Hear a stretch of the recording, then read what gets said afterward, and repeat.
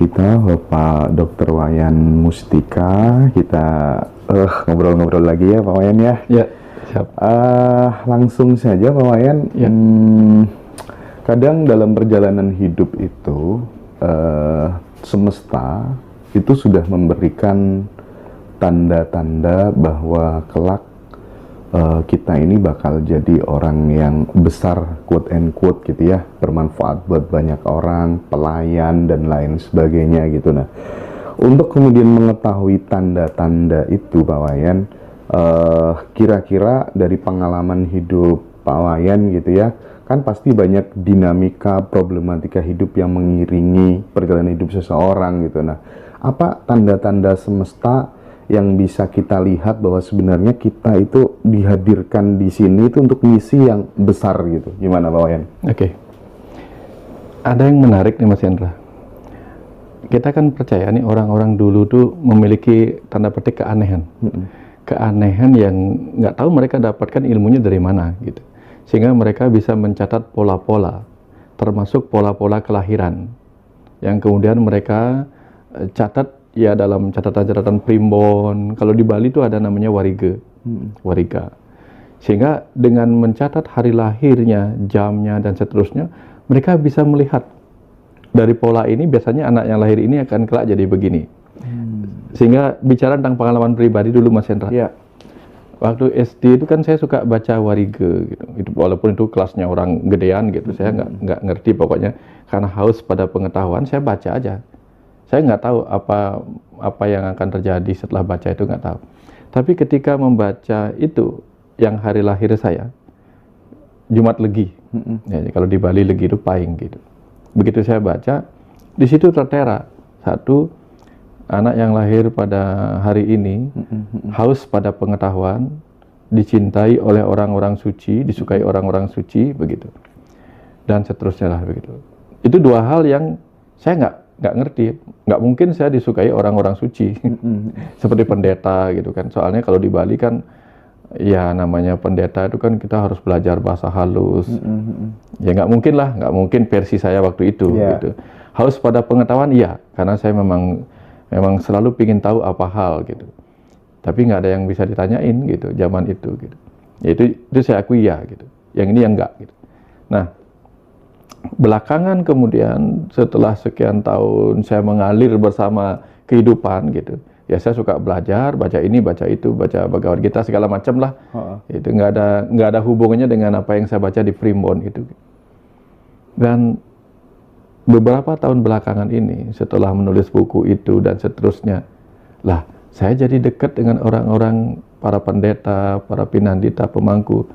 Di situ baru saya ketemu ada kaitan. Oh ya benar juga sih. Jadi saya nggak dipengaruhi oleh apa yang saya baca tentang kelahiran itu. Dan sekarang tahu-tahunya sudah saya seperti mengikuti alur itu.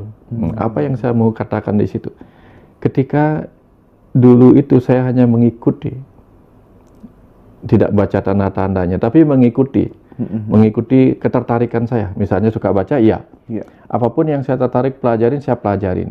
Apapun yang saya tertarik pingin tahu, ya saya pingin tahu. Orang bisa begini, saya harus bisa. Orang bisa begitu, saya harus bisa. Walaupun hanya sedikit. Nah, ternyata semua proses itu adalah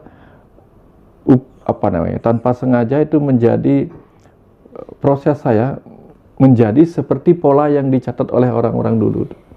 Nah, jadi dalam hal ini kemudian saya bisa berbagi pengalaman ini. Bahwa kadang-kadang walaupun nggak harus seperti itu ya, kadang-kadang kita bisa melihat visi misi kehidupan kita. Kayak jadi apa sih saya nanti itu? Kalau ada yang mau demikian, lihat kelahiran kita, lalu cocokkan. Misalnya nih, anak yang lahir ini biasanya memiliki potensi menjadi seorang pemimpin. Nah nanti lihat diri kita. Lihat diri kita, jangan-jangan ketika kita punya komunitas, kita tiba-tiba suka ngajakin orang melakukan ini, itu, karena kan kita pemimpin. Nah ini ciri-ciri, tanda-tanda bahwa ternyata saya punya potensi pemimpin. Ada ketertarikan kita menggiring orang. Nah cuman ketika kita sadar diri kita memiliki karakter kepemimpinan yang bisa menggiring orang, Nah, itu pentingnya kita paham apa sih kepemimpinan yang terpenting itu. Jadi dari salah satu tandanya yang mungkin kelihatan ketika masih muda, mungkin dia itu bisa memberikan efek pengaruh gitu ya bagi sahabat lingkungan sekitar gitu ya. Salah satunya gitu ya. Ya. Atau setidak-tidaknya kita pahami dulu diri kita. Kan tanda-tandanya kita yang tahu. Kan di manusia itu ada beberapa kelompok, Mas Hendra. Ada kelompok yang disebut inovator, kemudian early adopter, early majority, late majority, dan tipe laggard. Tipe yang sudah nggak bisa diapa-apain lagi dah bandelnya gitu, nggak bisa diatur gitu. Nah, kalau kita punya hasrat, keinginan untuk suka berinovasi, bikin hal-hal baru, bikin apa yang belum ada, berarti kita tipe inovator. Kalau kita tipe inovator, maka kembangkan terus kemampuan kita berinovasi. Nah, biasanya orang yang tipe inovator itu akan mudah menjadi tren bagi yang lainnya. Karena inovasi-inovasinya mereka tuh membuat orang lain, oh kayaknya enak nih gitu. Nah, mereka berpotensi jadi influencer. Jadi jangan dulu melihat tanda-tanda di luar, lihat tanda-tanda di dalam, ketertarikan kita dan sebagainya. Atau kita adalah tipe adapter, jadi gampang beradaptasi. Oh, kalau orang begini saya ini, kalau orang begitu saya begini gitu. Jadi gampang ikutnya. Nah, ada juga yang early majority.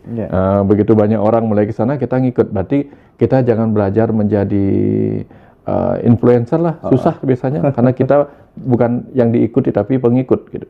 Itu tipenya. Kemudian ada juga tipe yang seperti pernah disampaikan sama Pak Putu. Apakah kita tipe yang entrepreneur, jadi pebisnis, apa kita hanya tipe karyawan? Kalau kita hanya tipe karyawan, ya jangan coba-coba main bisnis. Nanti rugi sedikit, jeblok, nyerah gitu. Karena kalau tipenya karyawan, pengusaha itu, mereka seperti nelayan yang tangguh. Apapun gelombangnya mereka lewatin. Lah kalau kita digempur ombak sekali udah kelelep gitu, udah jangan. Iya. Nanti nggak kuat gitu. Nggak punya mental yang ya, jadi lihat mental kita sendiri gitu. Itu artinya bahwa setiap kelahiran itu kan punya misi gitu ya Pak Wayan ya. Bahkan kemudian dia jadi anak saya, dia jadi adik saya, itu semua karena ada lingkaran karma yang berkelanjutan gitu ya Pak Wayan ya. Persis. Karena kita memang disiapkan untuk menyelesaikan utang. Akan ada empat tujuan orang lahir nih kan, Mas. Satu, karena menebus utang karma, utang pelajaran, dan utang rasa karma. Nah, ini yang menempatkan kita pada sebuah keluarga, pada sebuah individu di mana kita akan disakiti oleh si A atau menyakiti si A dan seterusnya. Itu urusan tautan karma. Terus ada juga orang yang dilahirkan memang untuk bertugas. Entah tugasnya jadi apa, misalnya kamu nanti tugasmu mengantar orang-orang pergi kemana atau menyembuhkan orang, dia akan punya ketertarikan dari awal, ada passionnya. Itu ciri-ciri di dalamnya, Mas. Nah, ini yang disebut dengan tautan karma tadi. Karena ya sederhananya gini sih, Mas Hendra sebagai seorang influencer sebenarnya Mas Hendra kan tahu kan mana sih yang cocok dijadikan narasumber, mana cocok dijadikan tim untuk perekam gitu misalnya, kan semuanya sama pentingnya gitu. Kalau Mas Hendra suruh saya yang ngedit gitu ya nggak nyambung, kemampuan saya nggak sehebat itu gitu. Jadi Mas Hendra pasti tahu, kamu nanti perannya di sini, kamu perannya di sini. Jadi pas casting itu tahu. Nah, semesta itu lebih tahu lagi. Nah, kamu dalam skenario cerita masa depan tahun ini, kehidupan di tahun ini sampai tahun sekian, kamu bagusnya di situ. Jangan dulu ngambil yang ini, belum saatnya. Gitu. Kematanganmu belum cocok di situ. Gitu. Kamu nanti kalau jadi orang kaya, dilahirkan di kehidupan ini malah jadi ngabisin kesempatan orang lain, ngabisin waktu, merusak skenario, udah kamu di sini aja gitu. Atau kadang ada roh yang diberikan kesempatan. Kamu coba main gini. Lah dikasih peran itu nggak bagus. Udahlah kamu nanti perannya yang lain aja dulu gitu. Biar matang dulu baru main jadi gini gitu. Ya, secerdas itu gitu. Ya, semesta itu ya. Secerdas itu gitu ya. Secerdas itu Mas Hendra gitu. Tahu mana yang ngerjakan ini, ngerjakan itu. Sederhananya kayak gini sih Mas Hendra. Kalau semesta itu kita anggap sebagai dalang dan kita adalah wayang-wayangnya, semesta tahu Sang dalang tahu kapan wayang ini dikeluarkan, kapan wayang ini dikeluarkan. Nggak mungkin kalau kisahnya Ramayana yang dikeluarin Bima, nggak mungkin. Kisahnya beda. Kalau kisahnya Mahabharata, nggak mungkin dikeluarinnya Ramayana, nggak nyambung. Ya, orang kisahnya Siti Nurbaya, kok tiba-tiba yang masuknya si Rembo gitu, nggak nyambung. Siti Nurbaya mainnya Rembo gitu. Jadi dibuat dalam setiap skenario itu mereka akan dipertemukan. Ya kayak sekarang Mas Hendra ketemu saya, ketemu Kang Abu, ketemu ini. Memang skenario tugasnya Mas Hendra begitu. Gitu. Kenapa tiba-tiba Mas Hendra lebih suka menjadi orang di belakang layar? Memang begitu, karena Mas Hendra dalam konteks pewayangan itu adalah pendamping sang dalang untuk ngobrol gitu. Nggak pernah ada orang melihat si apa nama, kalau di Bali namanya ketengkong, asistennya itu. Dia di belakang cuman berikan ini. Yang ngomong si dalang gitu. Tapi tanpa mereka kelabakan si dalang gitu. Ya nanti tenang aja Mas Hendra, sama-sama dapat ini pahalanya. Sama-sama dapat bidadarinya. Bidadarinya gitu. Tapi 71 ya. 71. Sisanya nanti tak kasih yang lain yang satu. Ya oke. Menarik. Ya. Nah, ketika ini Pak Wayan ngobrol lagi tentang bahwa semesta itu sudah memberikan tanda kepada kita sejak kecil bahwa kita akan jadi orang yang bisa bermanfaat, jadi pelayan bagi banyak orang, itu kalau aku melihat gitu ya, banyak dari circle sahabat itu yang dari kecil dia udah ditinggal sama orang yang dia cintai, even itu adalah ibu atau bapak dan seterusnya gitu ya. Terus kemudian tiba-tiba mengalami sebuah keraguan, mencari jati diri yang sangat luar biasa. Dari kecil udah mempertanyakan pertanyaan-pertanyaan yang melampaui usianya gitu. Nah itu bisa juga sebagai tanda nggak Pak Wayan? Di Bali ada mitologi, kisah kelahiran Betara Kala. Mungkin di Jawa kenal ya Betara Kala ya. Betara Kala. Iya, konon Dewa Siwa itu lagi jalan-jalan tuh naik lembu bersama Dewi Uma. Lalu dekat pantai itu kemudian angin berhembus. Si angin berhembus, tersingkaplah kainnya Dewi Uma. Dewa Siwa kemudian dikisahkan di situ mengalami birahi. Tapi karena tempatnya berhubungan nggak bagus, akhirnya benihnya Dewa Siwa jatuh ke lautan. Jatuh ke lautan, kemudian ditangkap oleh ikan. Dari ditangkap oleh ikan, kemudian dia lahirlah menjadi sosok bayi raksasa. Dari benih kecil, lahir sosok bayi raksasa yang berwajah serem. Gitu. Yeah. Nah itu kemudian mempertanyakan, siapa sih sebenarnya ayah ibuku?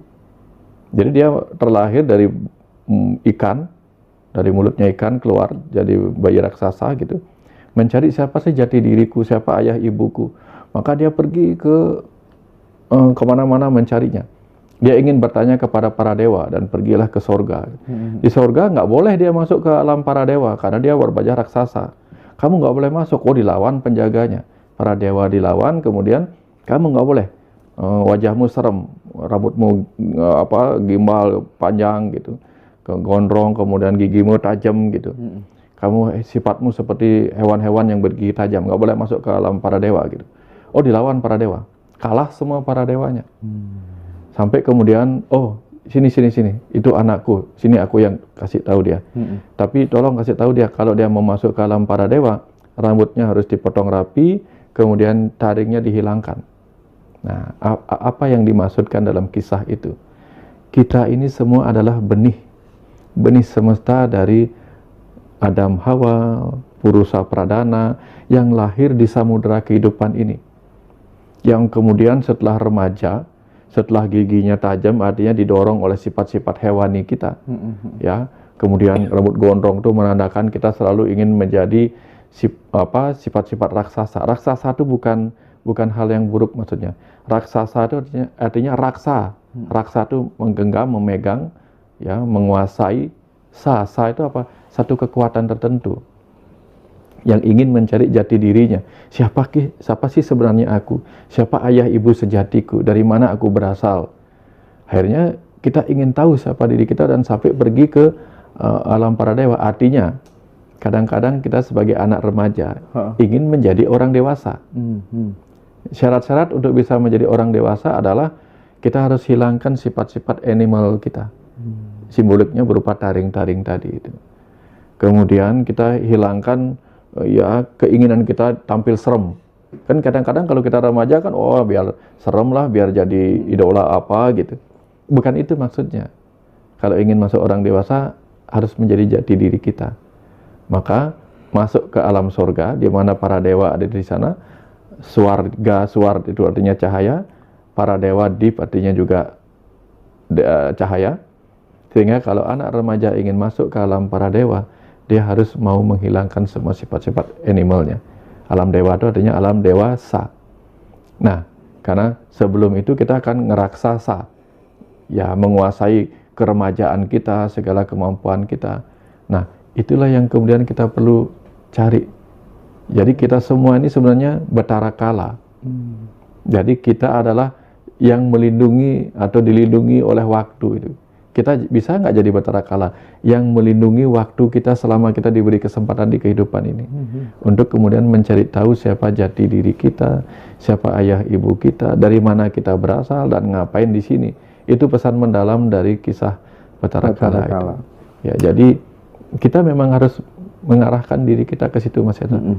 Baru ketemu potensinya. Gitu. Ini kan akan menarik ketika kemudian setiap orang yang mengalami fase penderitaan, terus kemudian memberikan respon dari dalam, ini cara Tuhan untuk menunjuk aku sebagai jiwa yang terpilih gitu ya. Betul. Aku menghadapi kesulitan seperti ini karena aku ini tanda dari Tuhan bahwa kelak aku akan bermanfaat buat banyak orang. Aku harus melewati fase ini gitu. Dengan singkat kata, sebenarnya setiap jiwa itu terpilih, gitu kan kira-kira Pak? Persis. Sejak sperma aja udah terpilih. Nah, dari 400 juta sel sperma, satu itu tampak keberuntungan, itu bukan keberuntungan. Oke, kalau itu keberuntungan, maka keberuntungan itu dimulai dari sebuah usaha. Usaha si sperma menjadi yang terkuat. Oke. Ya, kalau kita bukan yang terkuat, maka kita tidak akan pernah seberuntung itu. Jadi yang namanya beruntung itu kan di dalamnya ada kata untung. Kalau kita sudah bicara tentang kata untung, maka kita bicara tentang sebuah badan usaha, sebuah perusahaan. Karena kan perusahaan tujuannya cari untung. Maka usaha tujuannya mencari keberuntungan. Jadi setiap usaha yang kita lakukan itulah cara kita untuk mendapatkan keberuntungan. Bukannya diam lalu berdoa dan mengharapkan keberuntungan, nggak bisa. Ya, petani mengalami keberuntungan, panennya berhasil dan dia mendapatkan untung. Tapi kalau petani nggak pernah mencocok membajak sawah, menanam benih padi, dia nggak akan dapatkan padi, Mas Hendra. Selalu ada usaha yang mengawali sebuah keberuntungan. Makanya keberuntungan itu adalah ketika usaha kita selaras dengan hasil gitu. Ya, nggak ada tanpa usaha tiba-tiba kita beruntung. Cuman mungkin saja dulu kita pernah melakukan usaha yang udah kita abaikan tanpa sengaja. Bahkan pasang nomor togel aja kalau nggak masang nggak ada beruntung kan. Kan ada usaha juga masang nomornya minimal. Nah, dalam proses pencarian jati diri seseorang, ini kan masuk ke dalam ranah spiritual gitu ya. Nah, apakah kemudian ketika seseorang mengalami upgrading spiritual gitu ya, pertumbuhan spiritual, itu akan berimplikasi positif terhadap kondisi tubuh, kondisi fisik seseorang apa enggak gitu Pak Wayan? Misalnya kita kan lihat gitu ya, auranya Kang Abu, auranya Pak Wayan, pokoknya orang-orang spiritual beda, auranya beda. Apa aja yang berubah dalam fisik, tanda-tandanya apa aja? Gini kan, termasuk auranya Pak Surya gitu ya. Ya, Pak Surya udah berubah, dari rambut sudah berubah, auranya gitu. Langsung dari gini, orang itu sakit atau penampilan pada fisiknya kan dipengaruhi banyak sekali oleh pikiran. Jadi saya pernah membaca sebuah entah penelitian atau apa itu, 50% orang sakit disebabkan oleh faktor spiritual atau kejiwaannya. Jiwa yang lain ya, bukan jiwa yang mental itu kan. Kemudian 15% oleh faktor sosial, 10% oleh faktor fisik, dan 25% oleh faktor psikis atau mental. Nah, artinya kalau orang belajar spiritual, belajar kesadaran, setidak-tidaknya secara spiritual dia sehat, secara psikis dia sehat, maka secara sosial pun dalam pergaulan dia sehat. Dan itu akan mempengaruhi tubuhnya. Sehingga dengan cara pandang spiritual, dia tidak mudah mengalami stres, dia tidak mudah emosi, dia tidak mudah mengalami kesedihan, tidak mudah mengalami kemarahan, kebencian, dan energi-energi negatif lainnya. Nah, tubuh ketika tidak diganggu oleh pikiran-pikiran negatif, emosi negatif, itu kan berkembang dengan sehat. Jadi pertama dia punya skill untuk mengelola pikiran dan perasaan, emosinya secara terampil, termasuk gitu ya. egonya. Egonya, Oke. Kan sehat. Minimal kalau orang tidak belajar spiritual, mereka tidak tahu bagaimana mengendalikan ego. Tiba-tiba diserempet sedikit marah, berkelahi, pukul-pukulan, kan jadi kena bau gementah. Langsung seketika itu juga tubuhnya terluka karena perkelahian akibat tidak bisa mengendalikan ego. Sesederhana itu sih. Iya. Dan itu akan berimplikasi, berpengaruh terhadap raut wajah, ekspresi, gitu ya. Iya, persis. Mata, persis, gitu ya. Sama kayak saya ini, kan wajah saya belum begini tuh. Ya, mungkin orang lihat saya, serem nih, pingin marah. Enggak. ini karena apa namanya? Ini karena main laptop kebanyakan. Lagi nulis buku jadi kena keratitis dulu. Ya. Nah, terus ada nggak Pak Wayan tips dan triks untuk berbicara dengan ayah dan ibu semesta ini yang baik dan benar gitu, gimana Pak Wayan? Iya.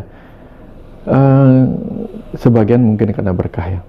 Karena berkah ya? Karena berkah. Gift gitu ya? Ya, kenapa saya katakan demikian? Karena dulu saya juga nggak bisa begitu. Dulu saya juga banyak melihat apa sih yang dikasih pelajaran ini dari semesta, saya nggak tahu. Setelah saya mendapatkan aliran pesan yang kemudian tertulis dalam buku Saat Semesta Bicara, itu yang pertama kali saya kemudian dikasih tahunya. Saya merasa buku keempat itu yang judulnya Saat Semesta Bicara itu adalah pesan mengalir yang mutakhir lah, yang terakhir yang akan diberikan ke saya. Tapi pada malam itu pesannya beda. Bukan, itu belum apa-apa. Masih banyak yang harus kamu tulis. Semua yang kamu lihat ini adalah kitab suci. Cara bacanya gimana? Besok kita baca. Nah, besoknya langsung bisa baca. Nah, jadi sejak itu. Besoknya langsung bisa baca. Dibacain ini, dibacain itu gitu. Bunga jatuh dibacain, ya. Ada kecoa datang dibacain, apa saja dibacain gitu. Jadi bukan dibacain dengar-dengar suara tuh enggak. Tiba-tiba sesuatu tuh menjadi kita lihat. Persis seperti kalau tukang batu ngelihat batu, yang dia pikirkan, yang dia lihat adalah ini bagus untuk dasar rumah. Kalau orang yang mempunyai seni penataan batu ngelihatnya, ini kayaknya cocok untuk batunya di pojokan, ini bagus di batu besar ini gitu. Tapi bagi seorang pematung ngelihatnya batu ini jadi patung kayak gini gitu. Nah, saya seperti itu Mas Hendra. Tiba-tiba melihat sesuatu kejadian di alam, tiba-tiba dia tuh mengalirkan seperti cerita. Ada pesan apa di balik ini gitu misalnya gitu kan. Nah, contoh misalnya cecak merayap di dinding gitu. Apa yang bisa kita petik di sana? Cecak tidak jatuh ketika merayap di dinding yang terjal, di dinding yang tegak lurus. Itu karena ada sesuatu, ada ruang kosong, vakum, semacam vakum di jari-jarinya, yang membuat dia bisa menempel di situ. Tapi bagaimana dia bisa jalan? Karena dia tahu kapan melepaskan vakumnya itu, kapan melepaskan kemelekatannya, kapan dia mengelekatkan dirinya. Nah, kita bisa, seterjal apapun perjalanan hidup kita, kalau kita bisa meniru cecak, tahu kapan lengket, tahu kapan melepaskan kemelekatan, gitu, baru bisa. Kalau kita nggak melekat pada hal itu, kita bisa jatuh. Contoh. Kalau kita mau naik kepada kesadaran, kita harus melekat kepada satu ajaran. Kalau nggak, kita nggak bisa. Contoh nih, banyak orang belajar agama, belajar spiritual, dan dia dengan fasih mengatakan, Tuhan ada di mana-mana, kemanapun engkau menghadap, di sana ada wajah Tuhan. Aku mencintai Tuhan sebagai Sang Pencipta. Tiba-tiba dia lupa melekat pada ajaran itu, mukulin orang, caci maki orang, sementara kemarinnya dia bilang, aku melihat wajah Tuhan di mana-mana. Semua ciptaan adalah hasil karya Sang Pencipta. Nah, kalau kita menyakiti ciptaan, kan kita menyakiti tanda petik Sang Pencipta. Kita lupa melekat tanda petik pada itu ketika melaksanakan ini gitu. Tapi ada momentum di mana kita harus melepaskan itu. Contoh misalnya, kita mau Sebagai dokter misalnya, mau ngoperasi orang, operasi itu kan melukai. Terus tiba-tiba, oh aku nggak mau operasi, jangan-jangan. Kenapa gitu? Kalau aku operasi dia akan kesakitan. Padahal di dalamnya ada Tuhan, aku nggak mau menyakiti Tuhan. Ya kacau di situ. Jadi kita tahu kapan kita memegang kesadaran itu, kapan kita melepas. Nggak jadi dioperasi ya? Nggak jadi operasi jadinya gitu. Aku tuh ada pengalaman yang menarik banget. Kapan hari itu sempat wawancara mbak-mbak gitu, dari seorang ibu lah Pak Wayan, dari Jakarta gitu ya.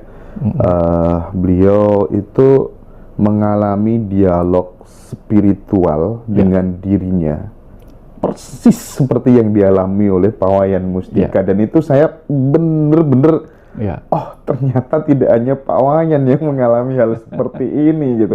Persis, bahkan beliau nanti pengen ikut acara one day workshop upgrade kesadaran dan upgrade kehidupan di Bali gitu ya. Pokoknya kalau ada acara yang berkaitan dengan circle Pak Wayan, beliau mau datang lah ya. Nah ternyata itu yang saya anehnya, oh ternyata tidak hanya Pak Wayan yang mengalami hal seperti ini gitu. Jadi ada dialog dan itu langsung dijawab terus Pak Wayan, mengalir terus gitu. Gimana itu Pak Wayan? Benar, semua. Makanya dalam kisah Mahabharata yang mengalami dialog dengan Atman dalam dirinya, atau percikan Tuhan dalam dirinya, atau utusan Tuhan itu Arjuna. Arjuna itu pemanah, manah itu pikiran. Krishna itu adalah avatar. Dalam diri kita kan ada avatar.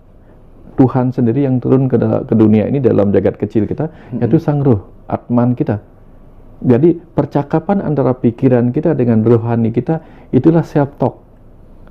Itu dialami semua orang, kalau dia mau. Sebenarnya bisa dialami semua orang? Semua orang, kalau dia mau. Bahkan itu, kamu mau yang meninggal ibumu dulu atau bapakmu dulu, sampai terjadi seperti itu loh Pak Wayan? Bisa, bisa. Bisa, kalau kita memang tergantung apa sih percakapan kita gitu kan. Jadi percakapan antara polisi dengan komandannya akan berbeda dengan percakapan antara guru dengan murid, percakapan antara perawat dengan dokter beda-beda. Jadi setiap orang itu punya guru sejati di dalam dirinya, itu siapa? Sang Ruhnya yang akan membimbing pikirannya untuk mengerjakan apa gitu. Cuman kita kan tidak mengkoneksikan diri. Kenapa? Karena belenggu ego kita melapisi pikiran sadar kita yang murni itu. Itu penyebabnya. Penyebabnya. Makanya ajaran agama, ajaran spiritual di mana-mana tujuannya apa? Be good. Kalau sudah be good, akan menjadi be God. Be God. Ini baru nih saya ngomong be God. Tapi kalau kita ngikutin ego, jadinya begal. Ya begal itu apa? Kita merampok hubungan antara jiwa kita dengan nurani kita. Jadinya kita sibuk mohon, ya Tuhan, mohon tuntunanmu. Nggak akan Tuhan bersuara di luar sana. Ya, takut kita. Tuhan tuh bersuara dalam keheningan diri kita. Maka apa ya Cak Nun bilang, di dalam keheningan hanya sunyi yang sanggup mengajarkanku untuk tidak mendua. Nah, gitu. Ketika kita ada dalam kesunyian gitu, kita tidak lagi mendua dengan Sang Ruh kita. Sang Ruh kita mana, kita juga mana, itulah yang disebut dengan Arjuna Wiwaha. Be good, be God, begal. Mau pilih gitu. Mau pilih mana? Ngikutin ego namanya begal gitu. Kalau ngikutin pikiran namanya be good. Ya, jadi baik kan pikirannya. Oh ya, ini masuk akal, rasionya begini. Ini kalau yang pikiran cerdas kan tahu hukum karma. Kalau begini pasti begini. Tapi kalau ngikutin jiwa, ruh, jadinya be God. Mantap. Kalau misalnya kita udah dapat anugerah seperti itu, gitu ya, bisa berdialog dengan diri, self talk, gitu ya, ada interaksi langsung dengan guru sejati seperti yang ibu yang saya wawancara kapan hari tapi belum tayang itu. Bahkan kemudian mau kemana aja, kamu berangkat gitu, diarahin terus. Ini nggak bisa, nanti nggak akan berhasil. Ya beneran nggak berhasil meskipun dilawan gitu kan. Jadi presisi gitu loh Pak Wayan. Nah, pertanyaan saya, bisa nggak anugerah itu kira-kira kemudian hilang di tengah jalan, dicabut, dan yang menyebabkan itu apa? Karena beberapa case teman-teman saya juga ada yang mengalami gitu. Udah nggak bisa kayak dulu lagi ya gitu. Kenapa Pak Wayan? Lagi-lagi karena faktor ego tadi. Ego, kegelapan. Nah, di Bali, di ajaran Hindu itu ada yang disebut dengan 7 kegelapan, Sapta Timira. Oke. Apa yang disebut 7 kegelapan? Satu yang disebut dengan 7 kegelapan, kemarahan, kemudian kebangsawanan. Ya. Jadi ketika kita merasa diri kita menjadi jumawa, jumawa oleh kebangsawanan kita, jumawa oleh keremajaan kita, oh aku ini ganteng dan sebagainya, itu semua bisa menggelapkan juga. Semua hal-hal yang menyebabkan kita jumawa, entah karena kepintaran kita, oh aku loh yang bisa. Nah, begitu kita mengakui itu aku yang punya, aku yang pintar, bukan dia gitu, bukan aku yang itu. Nah, disitulah kesombongan mulai kemudian menyebabkan kita ditarik. Nah, karena apa? Ketika ego yang kegelapan itu mengambil alih, maka dia akan menjadikan apa? Harta, tahta, dan cinta sebagai tujuan dia melakukan itu. Maka orang-orang yang tercerahkan, begitu tergoda egonya oleh harta, tahta, dan cinta, maka di situ dia mengalami fase kegelapan lagi. Kita tahu, Mas Hendra, di alam liar sana, hewan-hewan itu didorong oleh reaksi animalnya, reaksi egonya yang berupa fight or flight. Untuk apa? Untuk mendapatkan 3 itu. Singa merebut tahta sebagai penguasa wilayah. Hartanya adalah apa? Gerombolan hewan-hewan yang merupakan makanan dia, yang ada di wilayah kerajaannya si singa itu. Cintanya apa? Betina-betina itu tadi.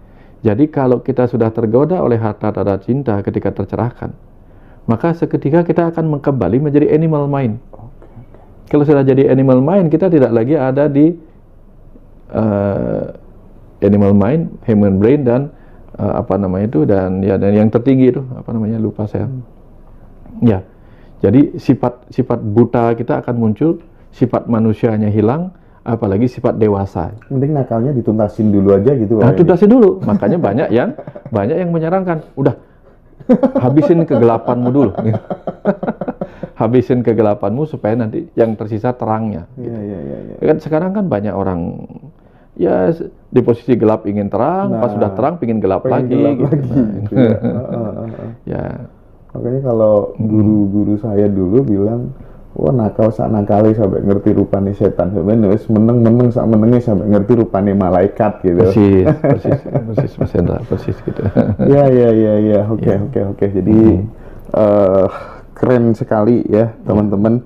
Ini ada titipan pertanyaan dari netizen, dari sahabat Ngadi Roso, Pak Wayan. Udah lama, cuman saya lupa untuk menyampaikan. Beliau susah membedain antara kesadaran dan bawah sadar, dan pikiran bawah sadar itu apa bedanya gitu. Kecerdasan semesta tak terbatas Tuhan itu kemudian menjadi energi, memadat menjadi materi tubuh kita. Tetapi semua itu adalah kecerdasan semesta. Kebayang Mas Hendra ya? Ya. Di dalam diri kita sendiri sebagai alam semesta kecil, ruh kita adalah percikan kecerdasan semesta tak terbatas. Pikiran kita adalah percikan dari energi. Tubuh kita adalah percikan dari kecerdasan yang juga berdiam di dalam setiap tubuh materi ini menjadi kecerdasan bawah sadar. Nah, dalam diri kita kemudian terbagi 3. Tuhan ya, atau kecerdasan semesta menjadi 3. Ruh kita menjadi kecerdasan atas sadar. Pikiran kita menjadi kecerdasan sadar. Tubuh kita menyimpan kecerdasan bawah sadar. Nah, kalau pikiran sadar kita ini kita konekkan dengan kecerdasan bawah sadarnya, maka kita bisa terkonek dengan daya ajaib metafisik, daya ajaib bawah sadar yang akan membantu kita menciptakan apa di masa depan kita. Jadi tubuh kita yang cerdas ini bagaikan bumi pertiwi, apa yang kita tanam itu akan membuah. Jadi tubuh kita ini tempat kita bercocok tanam karma atau tindakan, karma pikiran, karma ucapan. Jadi nggak usahlah kita bicara, oh aku menyakitimu, nggak usah. Begitu kita berpikir tanpa kata-kata menyakiti orang lain, baru berpikir aja, benihnya sudah tertanam di sini, di dalam diri kita sendiri. Sehingga sangat disarankan hati-hati bahkan di level pikiran. Aku ingin menyakiti dia, walaupun bukan, belum sampai ngomong, baru di sini aja benihnya sudah masuk ke batin bawah sadar kita. Sehingga ke depan kalau kita ingin hal-hal yang baik, tapi batin bawah sadar kita sudah dipenuhi baru pikiran-pikiran buruk, makanya banyak orang sudah doanya panjang, kok nggak sampai-sampai. Ya, karena apa? Dia pinginnya lahannya tumbuh padi, tapi sudah terlalu banyak ditanaminya jagung, gitu misalnya. Gitu. Nah, pikiran sadar ini juga bisa terkonek dengan pikiran atas sadar atau kecerdasan roh kita. Ini yang sering dialami oleh orang yang mengalami self-talk. Terbimbing. Terbimbing dari dalam secara dia koneknya mungkin bagus. Kalau orang biasa mungkin harus meditasi mendalam sehingga ketemu gelombang alfa theta untuk mengalami dialog dengan kecerdasan atas sadarnya. Pada beberapa orang mudah mengalami koneksi dengan yang dia mau download itu sehingga mengalami pewahyuan. Itu modelnya Mas Hendra. Itu. Jadi beberapa orang mudah mengalami pewahyuan karena pikiran sadarnya connect dengan kecerdasan rohnya atau percikan Tuhan dalam dirinya. Sebagian orang itu kemudian mudah terkonek dengan bawah sadarnya sehingga apa yang dia ucapkan mudah menjadi nyata. Ini yang disebut dengan si pahit lidah. Sering disebut dengan siapa namanya sidi ngucap, apa yang diucapkan menjadi nyata gitu. Sidi ngucap karena dia terkonek dengan kekuatan bawah sadarnya. Oke. Even itu kemudian doa yang buruk jadi bisa menjadi nyata. Gitu bisa menjadi nyata. Itu karena terkonek. Oke. Banyak orang mengalami ini kan, yang Mas yang ini yang berpikir buruk gitu. Contoh, orang yang cemas kena psikosomatik. Ini contohnya. Ketika dia berpikir buruk, jangan-jangan nanti aku begini, jangan-jangan begini, jangan-jangan begini. Kejadian, maka tubuhnya memunculkan berbagai gejala seolah-olah dia sakit. Ini kalau koneknya nggak bagus, yang ditanam hal-hal buruk gitu. Tapi kalau kita menanam hal-hal baik terus-menerus, nanti gampang terjadi sinkronitas dengan orang lain. Kok kayaknya baru kemarin sih aku mikirkan Mas Hendra kapan ke Balinya, gitu misalnya kan. Kok kayaknya aku berpikir aku butuh ini, kok tiba-tiba ada yang bawain ini gitu. Nah itu contoh bagaimana keinginan kita sinkron dengan keinginan orang lain memberi kita sesuatu gitu. Kamu kok bawain aku pas aku lagi pingin. Ada yang itu begitu. Titik koordinatnya pas gitu ya. Aku tuh salah satu sesuatu yang sangat berkesan ketika ketemu Pak Wayan tuh salah satunya banyak hal yang aku alami sendiri tentang kekuatan pikiran seorang itu terkonfirmasi dengan jawaban-jawaban Pak Wayan gitu ya. Nah, ada satu tulisan menarik Pak Wayan, tapi agak panjang, tapi ini sangat esensial, sangat substansial sehingga perlu untuk kemudian dikaji gitu, dielaborasi dalam perspektifnya Pak Wayan gitu ya. Tulisan ini intinya gini. Jadi kita tahu salah satu orang terkaya di dunia namanya Bill Gates itu anaknya nggak boleh nikah, nggak bisa menikah dengan orang yang miskin gitu ya. Nah seperti ini, beberapa tahun yang lalu saya menghadiri konferensi di Amerika Serikat tentang investasi dan keuangan. Salah satu pembicaranya itu Bill Gates gitu ya. Dan dalam fase tanya jawab, saya mengajukan pertanyaan yang membuat semua orang tertawa. Pertanyaan saya, apakah ia sebagai orang terkaya di dunia, Bill Gates maksudnya, dapat menerima putrinya menikah dengan pria miskin atau sederhana gitu. Nah, jawabannya ini mengubah sesuatu dalam diri banyak orang, Mbak Wayan. Bill Gates berkata gini, pertama-tama, pahami bahwa kekayaan tidak berarti memiliki rekening bank yang gemuk. Kekayaan pada dasarnya adalah kemampuan untuk menciptakan kekayaan. Contoh, seseorang yang memenangkan lotre atau judi, bahkan dia menang 100 juta dolar, bukanlah orang yang kaya. Dia adalah orang miskin dengan banyak uang. Itulah alasan mengapa 90% jutawan lotre menjadi miskin lagi setelah 5 tahun. Anda juga memiliki orang kaya yang tidak punya uang, misalnya kebanyakan pengusaha gitu. Mereka sudah di jalan menuju kekayaan meskipun mereka tidak punya uang. Karena mereka sedang mengembangkan kecerdasan finansial mereka, dan itu adalah kekayaan gitu. Bagaimana orang kaya dan orang miskin itu berbeda gitu. Sederhananya, yang kaya bisa mati untuk menjadi kaya, sedangkan yang miskin bisa membunuh untuk menjadi kaya.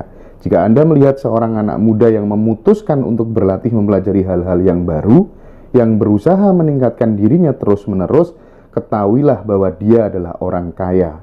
Jika Anda melihat seorang anak muda yang berpikir bahwa masalahnya adalah negara dan yang berpikir bahwa semua orang kaya adalah pencuri dan yang terus-menerus mengkritik, ketahuilah bahwa dia adalah orang miskin. Ini perspektif menarik, Pak Yan. Ya. Orang kaya yakin bahwa mereka hanya membutuhkan informasi dan pelatihan untuk lepas landas, take off. Orang miskin berpikir bahwa orang lain harus memberi mereka uang untuk lepas landas. Kesimpulannya, ketika saya mengatakan bahwa putri saya tidak akan menikah dengan pria miskin, saya tidak berbicara tentang uang. Saya berbicara tentang kemampuan untuk menciptakan kekayaan dalam diri pria itu. Maaf untuk mengatakan ini, tetapi kebanyakan penjahat adalah orang miskin. Ketika mereka di depan uang, mereka kehilangan akal. Itu sebabnya mereka merampok, mencuri, dan lain-lain. Bagi mereka, itu adalah anugerah karena mereka tidak tahu bagaimana mereka bisa mendapatkan uang sendiri. Suatu hari, ini dikasih contoh, Pak Yan. Penjaga bank menemukan tas penuh uang. Dia mengambil tas itu dan pergi untuk memberinya kepada manajer bank. Orang-orang menyebut pria ini idiot. Tetapi pada kenyataannya, pria ini hanyalah orang kaya yang tidak punya uang. 1 tahun kemudian, bank menawarinya pekerjaan sebagai resepsionis. 3 tahun kemudian, dia menjadi manajer pelanggan dan 10 tahun kemudian, dia mengelola manajemen regional bank ini. Dia mengelola ratusan karyawan dan bonus tahunannya melebihi jumlah yang bisa dia miliki bila dulu ia mencuri. Kesimpulannya, kekayaan bermula dari kondisi pikiran. Bagaimana respon Pak Wayan Mustika? Iya, persis. Jadi ada dua mental kaya, mental miskin. Kita tahu, Mas Hendra, semua makhluk hidup diciptakan untuk mempertahankan hidupnya dengan menggunakan bekalnya berupa reaksi ego tadi. Berupa reaksi ego, mau hewan, mau apapun, reaksi egonya adalah fight or flight. Orang miskin, dia flight. Ya, flight dari apa? Flight dari kenyataannya, kemudian mengatakan orang lain yang salah. Aku jadi miskin karena orang kaya itu terus-menerus mencuri ke apa yang kumiliki. Itu dia flight, menghindari dirinya disalahkan. Bahkan ketika dia fight, yang tadi diceritakan tadi, fight dari kemiskinannya, dia merampok. Kalau nak merampok, mencuri, membegal, bahkan membunuh orang demi mendapatkan hartanya. Kalau orang kaya, mentalnya menggunakan ego aja, berupa fight or flight itu gimana? Dia flight, melarikan diri dari kemiskinannya dengan fight, dengan melawan kemiskinannya dengan menggunakan seluruh potensi yang dia miliki. Ini tentang mental miskin dan mental kaya. Sehingga ada juga yang mengatakan orang yang bermental miskin, ya, begitu dapat gajian, aku makan dulu, sisanya baru ditabung. Ini mental miskin. Kalau orang kaya, dia apa? Aku tabung dulu, nanti baru sisanya aku makan. Betul. Nah, jadi kan banyak orang begitu. Oh, sekarang misalnya gaji 1 juta, dia habiskan 1 juta, sisanya nanti baru aku tabung. Karena dulu nggak pernah makan mewah, sekarang makan mewah dulu. Tapi begitu nanti turun gajinya lagi, nggak cukup dengan perubahan perekonomian, inflasi itu, yang terjadi apa? Stres lagi dia. Jadi dia bukan apa ya, pola hidupnya itu mengikuti gajinya. Dia tidak bertahan di situ. Nah, ini contoh. Tapi kalau orang kaya, begitu naik penghasilannya, yang dia lakukan, penghasilannya sebagian ditabung, sebagian diinvestasikan. Itu bedanya dia. Dia menginvestasikan berdasarkan logikanya. Rasionya. Kalau orang miskin menginvestasikan berdasarkan siapa tahu Tuhan memberikan saya rezeki dengan pasang togel dapatnya segini gitu. Makanya banyak orang kemudian menjadi terjerat oleh ya mau pinjaman online, mau judi online, karena dia selalu berpikir keberuntungan adalah kehendak Tuhan. Kalau Tuhan berkehendak, saya beruntung, tanpa usaha pun saya pasti dapat. Nah, mikirnya begitu. Dia nggak tahu bahwa keberuntungan itu adalah sebagian besar akibat karma. Karma pernah berbuat menanam hal-hal baik, tiba-tiba bisa beruntung. Seperti cerita tadi, dia menemukan uang, gitu. Kejujurannya adalah kekayaan. Jadi sebenarnya agama sudah mengajarkan, agama apapun itu sudah mengajarkan cara menumpuk kekayaan. Kekayaan apa? Kekayaan mental, kekayaan rohani, kekayaan kesadaran, yang nanti kalau sudah itu bagus hasilnya, maka dia dengan mudah terkonek dengan kemampuan bawah sadarnya yang disebut sebagai kawisesan atau kesaktian. Ini ceritanya. Tapi banyak orang kan, ngapain juga beragama, Tuhan doa sudah capek berdoa nggak dapat apa-apa gitu. Ada yang demikian, menyerah duluan gitu.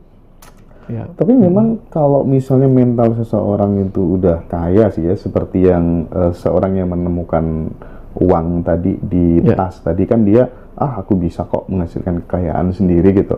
Kadang kita sering ditawari, ayo mas bikin acara kayak gini, nanti tak support, uangnya dipakai gini.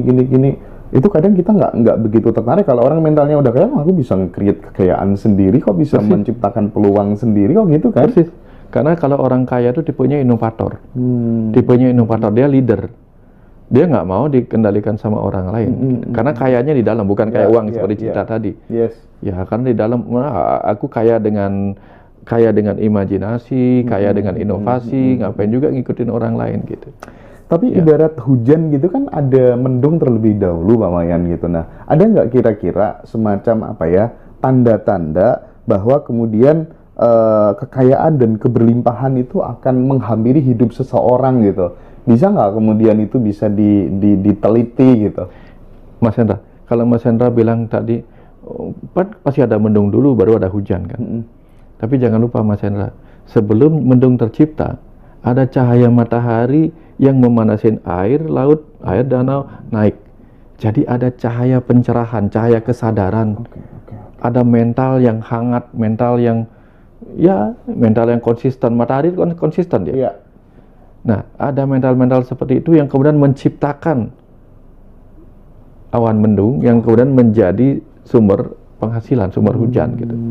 Jadi orang itu harus menjadi dewasa dalam berbagai hal. Dewasa dalam bagaimana menyikapi kehidupannya, menyikapi tantangannya, menyikapi keinginan menjadi kaya dan sebagainya gitu. Ya, kalau orang hanya menjadi bumi, tanda petik bumi itu diam aja nunggu berkah dari langit, nggak bisa gitu. Jadi kalau mau jadi bumi, jadilah bumi yang yang mempersembahkan airnya ke langit. Nanti dia akan disirami juga pada akhirnya gitu. Nah, ini ada sesuatu yang menarik di acara kita nanti yang retreat nasional di Sentul itu sama Kang Abu Marlo tanggal 21-22 Desember. Ini mungkin perlu di breakdown sedikit-sedikit aja kisi-kisinya Pak Wayan. Jam 10 itu kan startnya kan jam 10 gitu ya, kita registrasi gitu ya tanggal 21 jam 10. Terus kemudian ada welcome and conditioning. Terus kemudian kita ada makan siang. Terus materi mulainya jam 1:30 siang. Materi pertama itu adalah evaluasi karma dan refleksi. Terus kemudian materi kedua jam 4 itu perenungan dan pembersihan karma. Terus materi ketiganya jam 5 itu evaluasi karma. Kemudian materi selanjutnya resolusi karma. Terus jam 8:30 malam api unggun dan meditasi pelepasan gitu ya. Terus besoknya jam 9 pagi, jam 6:30 pagi ada senam pagi, grounding dan walking meditation, diskusi bebas dan closing serta aliran pesan semesta. Kemudian foto bersama, sertifikat dan check out. Kisi-kisinya aja Pak Wayan sehingga teman-teman yang nanti ikut retreat itu bisa punya gambaran acara retreat nanti akan seperti ini gitu. Monggo Pak Wayan.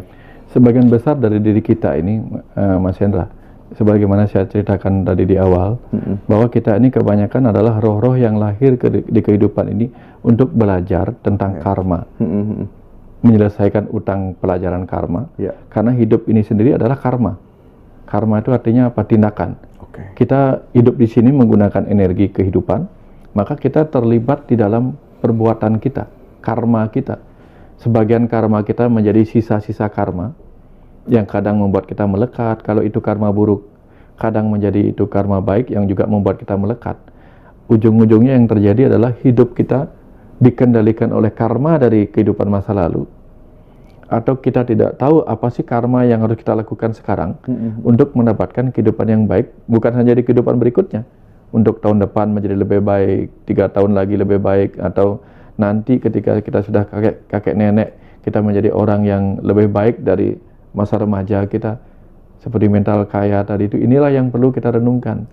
Ya, bagaimana kita menggunakan karma dari pikiran kita, bagaimana kita menggunakan karma dari ucapan kita, karma dari sikap kita. Karena sikap kita pun bisa menjadi sebuah pahala karma, hasil dari perbuatan dari sikap kita. Kan kalau sikap salah bisa berefeknya buruk. Jadi banyak orang kemudian menyalahkan orang lain, padahal yang dia keliru adalah melakukan karmanya sebelumnya. Entah minggu lalu, bulan lalu, tahun lalu. Bahkan karmanya di masa kecil bisa berefek di masa dewasa. Nah, kadang-kadang sederhananya adalah apa? Banyak hidup kita ini menyimpan trauma-trauma masa kecil, trauma kelahiran di masa lalu, trauma ketika kita dalam kandungan. Ini yang harus kita rilis. Karena kalau kita nggak rilis, susah kita membangun rumah yang lebih bagus di masa depan. Contoh, kalau kita beli sebuah rumah puing-puing, ada lahan yang di dalamnya, di atasnya ada puing-puing rumah gitu. Terus kita ingin bangun rumah baru di situ. Kalau kita nggak bersihin rangkanya, kita cuma ngesum-ngesum gitu, susah tukangnya. Harus dibersihkan dulu. Nah, itulah yang disebut dengan pembersihan karma masa lalu kita. Sehingga dengan banyak hal yang bisa kita lakukan membersihkan itu, baru dengan mudah kita membangun takdir, nasib masa depan kita masih ada. Nah, kira-kira seperti itu sih.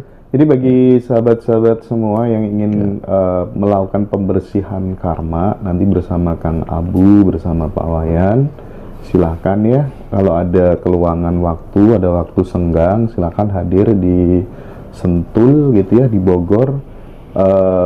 Itu tersedia 200 seat, masih ada 90 seat sampai sekarang, mulai dari sekarang sampai nanti tanggal 21 ya. Silakan teman-teman bisa hadir di sana untuk mengikuti resolusi akhir tahun gitu. Apa sih pentingnya Pak Wayan resolusi akhir tahun sehingga 2025 nanti akan seperti apa? Itu apa pentingnya gitu? Iya, kan tahun 2025 itu tahun baru.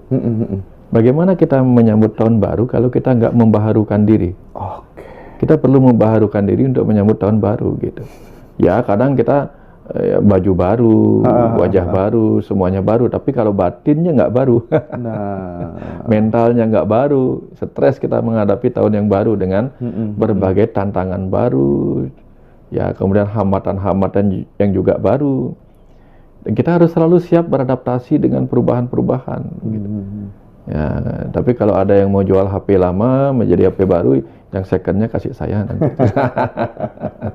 ya. Terus itu kan bagian dari cara kita untuk kemudian memasuki jeda semesta gitu ya. Apa urgensi kita butuh memasuki fase kesendirian? Urgensinya apa? Ya, karena kadang kita kalau kita tidak sempat melihat diri kita sendiri, Mas Hendra, sibuk menyalahkan orang lain, sibuk menilai orang lain.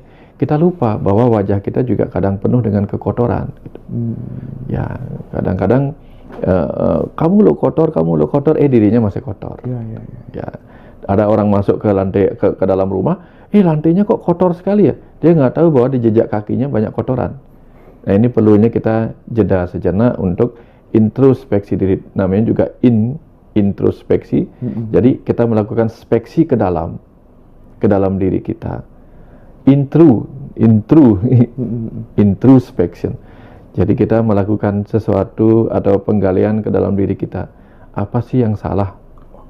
Ya, Mas Hendra pernah ngelihat orang mau nanam padi nggak? Kemudian dia akan sebelum membajak sawah kan dia bersihin dulu bekas-bekas yang dulu supaya bisa nanam padi yang baru. Nggak terganggu dengan rumput liar, nggak terganggu dengan bekas-bekas tanaman yang dulunya gitu. Nah, kadang-kadang kan kita tanpa sadar tuh memasukkan benih-benih yang nggak kita inginkan tumbuh ke depan. Jadinya kadang-kadang di tahun baru nanti berharapnya dapat A, kok tumbuhnya B, karena sisa akar si B itu belum dikeluarin gitu. Ya. Kita tahu bahwa kematian itu kan sesuatu yang pasti gitu ya. Nah, bagaimana sih latihannya, tipsnya supaya pada saat tubuh ini memang sudah waktunya kita ini berpisah dengan tubuh, kita itu udah benar-benar siap begitu Pak Wayan, sudah tidak ada drama-drama kemelekatan lagi gitu. Tips yang paling sederhana Pak Wayan? Tips yang paling sederhana itu adalah belajar setiap hari untuk tidak melekat pada apapun setiap hari. Contoh nih, misalnya kita pernah melakukan kebaikan, jangan melekat pada kebaikan yang pernah kita lakukan. Kalau kita melakukan hal yang salah, jangan terlalu melekat pada penyesalan. Oke, kita kemarin pernah salah, minta maaf, lalu besok nggak usah ngulangi lagi. Nah, jadi begitu kita nanti pulang dari tubuh ini, lepas dari tubuh ini, kita nggak akan terlalu menyesali, karena kita akan mengatakan it's over. Oke, cara konkretnya gimana Pak Wayan supaya kita nggak gampang melekat terhadap ya apapun yang kita miliki, apapun yang kita cintai, prestasi dan seterusnya, gimana konkretnya gitu? Ya, pertama kita tentu harus punya pengetahuan dulu, Mas Hendra. Pengetahuan bahwa itu nggak akan kita bawa mati, gitu aja. Kalau itu sudah nggak akan kita bawa mati, juga ngapain melekat kepada hal-hal yang tidak kita bawa, kan? Kesadaran ya. Kesadaran itu yang terpenting, gitu. Sehingga kalau dalam hidup kita sudah sadar, dalam mati pun kita sadar. Sadar bahwa di dalam ini sebenarnya kita sedang terpenjara di dalam sel-sel. Tubuh ini kan 50 triliun sel, namanya juga sel, maka dia penjara. Kecerdasan semesta itu terpenjara di dalam setiap sel-sel ini. Di setiap sel tubuh, si kecerdasan semesta menjadi kecerdasan bawah sadar. Di otak, si kecerdasan itu terpenjara menjadi kecerdasan sadar. Yang bahkan si kecerdasan semesta dalam diri sebagai ruh itu kadang-kadang nggak bisa berbuat apa-apa ketika tubuh bergerak bersama pikiran dan ego, gitu. Nah, jadi sederhananya kemudian belajar untuk sadar bahwa semua ini tidak terlalu penting, tapi tidak penting. Penting apa? Penting untuk disyukuri bahwa kita diberi hidup untuk berbuat sesuatu yang sebaik-baiknya. Sehingga kalau kita sudah melakukan yang sebaik-baiknya, kita gak akan menyesal. Contoh, kalau kita sudah belajar sebaik-baiknya, sudah maksimal kita belajar, besok ujiannya sudah maksimal kita kerjakan, apapun hasilnya kita sudah, ya sudah itu kemampuanku, gitu. Tapi kalau kita belajarnya nggak maksimal, soalnya nggak dijawab dengan maksimal, ketika hasilnya jelek, kan kita nyesel. Nah, jadi setiap hari kita harus do the best. Always do the best, do the best. Kenapa harus do the best? Because we are we are the best. Karena kita semua adalah sperma terbaik, terpilih untuk lahir dalam kehidupan ini, terpilih untuk berhasil membuahi sel telur. Ya. Nah, ini nih ada satu pertanyaan yang beliau tuh udah lama sekali Pak Wayan merasakan kesedihan yang teramat sangat gitu ya, karena harus kehilangan anak yang dicintai gitu. Caranya untuk menghilangkan rasa sedih itu bagaimana Pak Wayan? Pertama, kita hanya bisa melepaskan kesedihan kalau di awal kita belajar menerima kesedihan sebagai bagian alami. It's okay bahwa kita sedih kehilangan, itu wajar. Karena apa? Kenapa kita harus sedih kehilangan walaupun ada kesadaran? Karena kesedihan itu menandakan orang yang hilang itu adalah orang yang layak dicintai. Kalau dia tidak berharga, maka dia tidak akan membuat orang sedih kehilangan itu. Jadi berterima kasihlah kalau kita sedih kehilangan orang, kehilangan seseorang. Artinya orang itu yang hilang itu sudah berhasil membuat dirinya berharga bagi kita yang kehilangan ini. Itu setidak-tidaknya. Tapi kalau kita tidak menghargai orang itu, justru bahkan ketika dia hilang, mati, kita syukurin, betul nggak? Makanya kalau kita nanti meninggal disyukurin orang, berarti kita nggak berharga. Kita belum menjadi berguna bagi kehidupan ini. Kapan kita masih berguna, sangat dicintai, lalu kita pulang, dan orang-orang menangis, baguslah. Ya, kan kalau misalnya begini, bayi lahir dia menangis, tapi yang menerima bahagia, yang mendapatkan bahagia, mendapatkan kelahiran kita bahagia. Nanti kalau si bayi bisa pulang, meninggalnya pulangnya gembira, yang kehilangan yang sedih, nah itu bagus berarti perjalanan hidup kita. Kita sudah melakukan yang terbaik. Tapi kalau misalnya si bayi lahir ya ketawa, yang nerima orang tuanya nggak ikhlas gitu, sedih gitu, kok lahir lagi si anak gitu. Nanti pulangnya dia yang gembira, kita yang sedih, nah itu berarti hidup kita gagal. Nah itu yang pertama, tentang belajar menerima bahwa kesedihan itu adalah tanda-tanda yang hilang itu sudah melakukan yang terbaik, membuat kita jatuh cinta dan merasa kehilangan. Itu yang pertama. Baru setelah itu kita jangan lama-lama, segera sadar bahwa semua yang ada di dunia ini adalah keberadaan yang tidak abadi.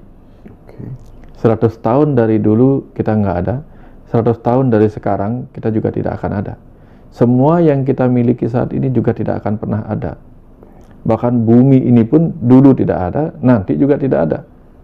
Ya, tapi yang tetap ada adalah kesadaran kita sebagai ruh itu. Ya. Sekarang kita punya anak, dulu kita nggak kenal sama dia. Ya. Dulu dia hanya menjadi sperma yang mungkin dibuang-buang sembarangan. Gitu. Ya. Tapi begitu menjadi bayi, kita rawat dan seterusnya, nanti pun mungkin kita mendahului gitu. Duluan kita nggak ada gitu. Nanti kita akan melihatnya dari alam yang lain. Suatu ketika dia juga akan kembali ke alam yang lain. Semua akan bertemu kembali gitu. Nah, inilah pentingnya mengubah perspektif kita. Makanya berbahaya sekali kalau kita mendapatkan ajaran-ajaran dogma-dogma yang membuat kita sedih berlama-lama terhadap hal seperti itu. Ya, makanya apa yang kita miliki akan menyakiti kita. Mendapatkan akan menyakitkan ketika kita kehilangan. Kepemilikan juga akan membuat kita tersakiti ketika kita hilang kepemilikan itu. Makanya pelajarannya adalah menjadi biasa. Biasa-biasa saja gitu. Ya. Nah, ya. Ini kalau kita ngomong soal setiap masalah, setiap penderitaan itu sebenarnya kan kalau fitrah manusia itu kan supaya kemudian kita disuruh untuk kemudian kembali dan mengenal sang kecerdasan semesta tanpa batas itu tadi, mengenal Tuhan tadi. Jadi apapun masalahnya itu adalah alarm untuk kemudian kita balik ke kemurnian gitu ya. Jika kemudian kita bisa memaknai seperti itu, minimal gitu ya, apapun yang terjadi yang nggak sesuai dengan pikir kita, keinginan kita itu, kita jadi oh iya ini panggilan bagiku untuk pulang ke kesadaran gitu ya Pak Wayan ya. Betul. Mas Hendra punya anak ketika mereka kecil mereka main-main sampai lupa waktu, sampai lupa pada orang tua, pernah nggak? Iya. Tapi kapan mereka jatuh dalam permainan mereka, nangis, apa yang mereka panggil? Mama, papa, mereka akan cari perlindungan. Jadi penderitaan itu adalah panggilan mereka pulang kepada ayah ibunya. Panggilan sang jiwa pulang kepada Tuhannya. Mudah-mudahan jawaban ini bisa membuat teman-teman yang lagi mengalami penderitaan itu menjadi lebih enteng gitu ya. Penderitaan adalah panggilan untuk pulang kepada ayah ibu semesta. Itu panggilan pulang, Mas Hendra. Itu panggilan pulang. Yang kedua lagi satu lagi Mas Hendra ya. Kalau ada anak kecil lagi main-main, lagi asiknya mereka main-main, orang tua suka gangguin nggak? Ikut main ke sana gangguin nggak kan? Enggak. Tapi begitu mereka terjatuh, apa yang dilakukan orang tua? Segera datang menghampiri mereka. Maka ketika ada anak-anak yang jauh menderita, itu adalah tanda-tanda dia memiliki kesempatan mendekat kepada sang anak untuk mendampingi mereka dalam itu. Ketika si anak lagi sukacita, seringkali malah cuma ditonton dari kejauhan, mereka menikmati sukacitanya. Begitu jatuh, mereka didekatin. Makanya bisa kita yang mendekat kepada Tuhan karena keterpurukan kita, bisa juga Tuhan yang mendatangi kita dengan cinta kasih-Nya ketika kita membutuhkannya. Ya, Tuhan makanya tidak ingin kita melekat gitu ya, kira-kira betul, ya. Karena jika Tuhan Maha Pengasih, Maha Penyayang, Maha Pengasih, Maha Penyayangnya baru bermakna ketika orang lagi menderita. Kan yang butuh kasih sayang kan orang yang menderita, bukan orang yang sukacita. Orang yang sukacita mereka sudah sukacita, tetapi yang menderita akan didatangin oleh kasih sayangnya. Kadang orang lain, lewat orang lain dia menyentuhnya gitu. Tapi apa sih Pak Wayan, kalau kita tadi habis ngomong soal bayi yang dilahirkan gitu ya, Pak Wayan menyinggung soal itu gitu. Secara sains gitu, kenapa setiap bayi lahir kok tidak ada yang tertawa gitu, selalu menangis gitu? Secara sains gimana tuh? Ya, pertama tentu ketika dia menangis, maka tangisan itu membuat paru-parunya mengembang. Kalau dia nggak menangis, dipukulin, bukan dicubit. Kalau tertawa nggak bisa mengembang? Bisa. Oh bisa. Ya, tapi dia bingung mau tawain apa gitu.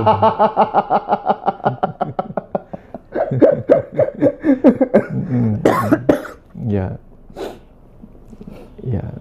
Gitu mungkin ya. Dalam spiritual dia juga mengatakan, aku balik lagi ke alam neraka, gitu. Alam naraika, alam manusia ini. Di mana aku kembali terjebak di dalam pembelajaran yang penuh suka duka ini, gitu ya. Oke lah ya.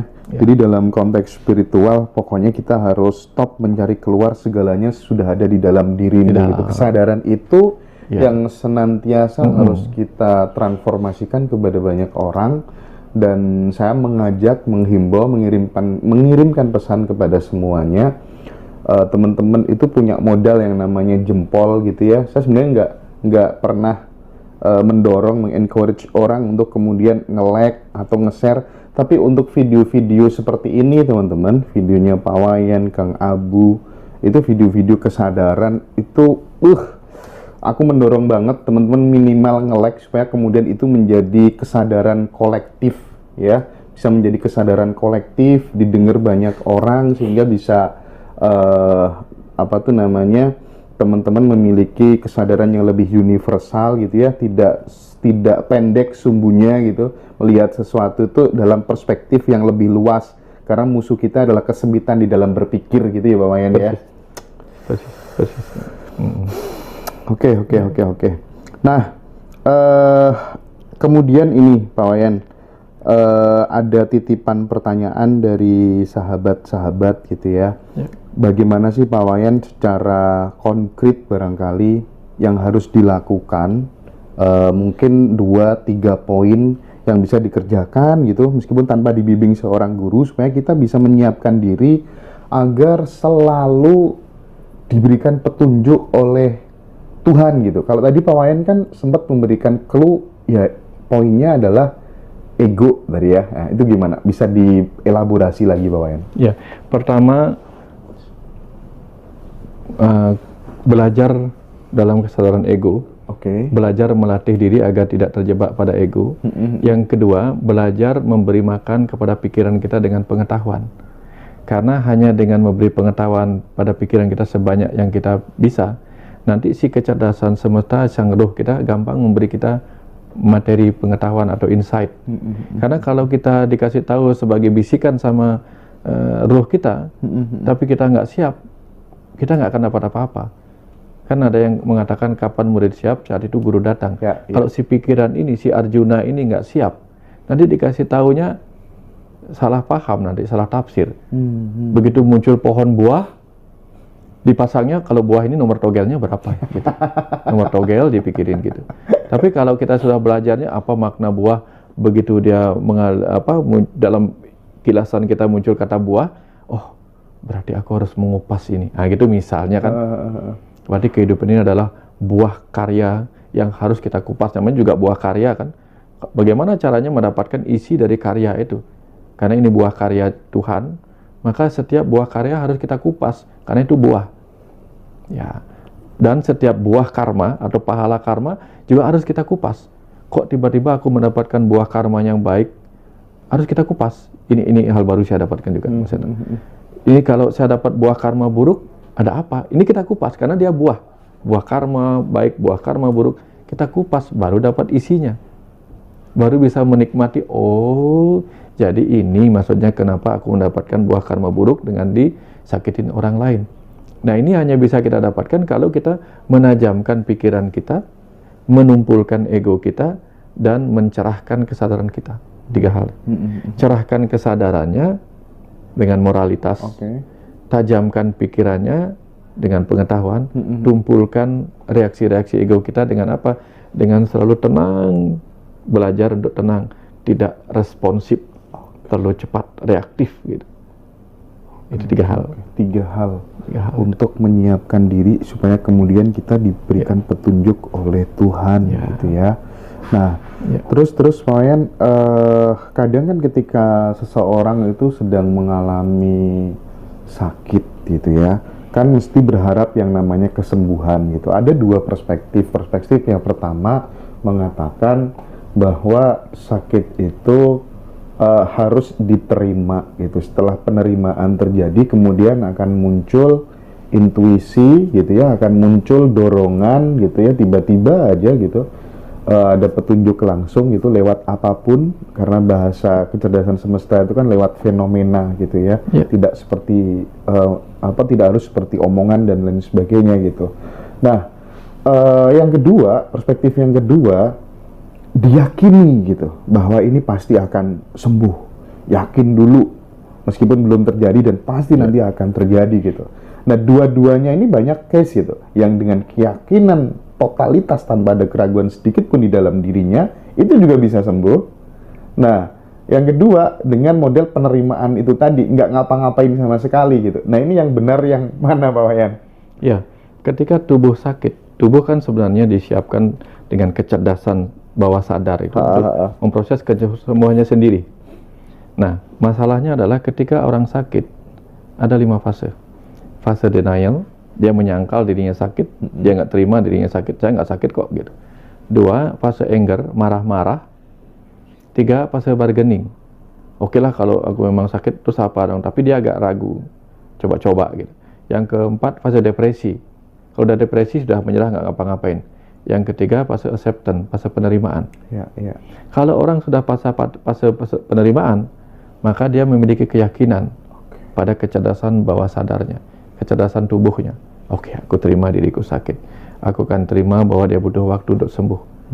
Nah, pada penerimaan inilah ada juga keyakinan bekerja di situ. Jadi sebenarnya dua-duanya satu kesatuan. Keyakinan tidak akan muncul kalau tidak ada fase penerimaan itu tadi. Oh, gitu Wayan ya. Ya, kalau misalnya kalau orang tidak terima dirinya sakit, dia tidak akan pergi ke dokter dan dia tidak akan yakin kesembuhan itu oleh dokternya. Misalnya, aku nggak yakin sama dokter ini, sehingga dikasih obat pun dia nggak terima dikasih obat itu. Dua-duanya bermain di situ. Jadi penting di situ. Oke. Setelah fase acceptance, penerimaan, mau kita yakin kesembuhannya dari dalam diri, mau kita yakin kesembuhannya dari kecerdasan yang dibawa oleh para penyembuh di luar, para dokter, para terapis, itu pasti akan berhasil. Karena kunci kesembuhan itu adalah keyakinan. Ya, makanya muncul efek placebo, efek nocebo tadi.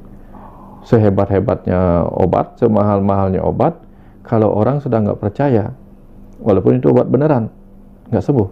Tapi kalau orang sudah yakin itu obat yang menyembuhkan, padahal isinya tepung, itu bisa menyembuhkan.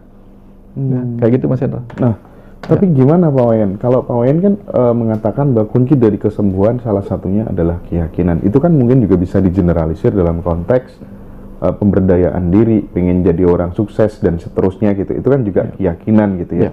Tapi kadang kalau guyonannya Kang Abu gitu, kadang kita ini udah yakin dapat Angelina Jolie tapi nggak dapat gitu. Lah itu gimana?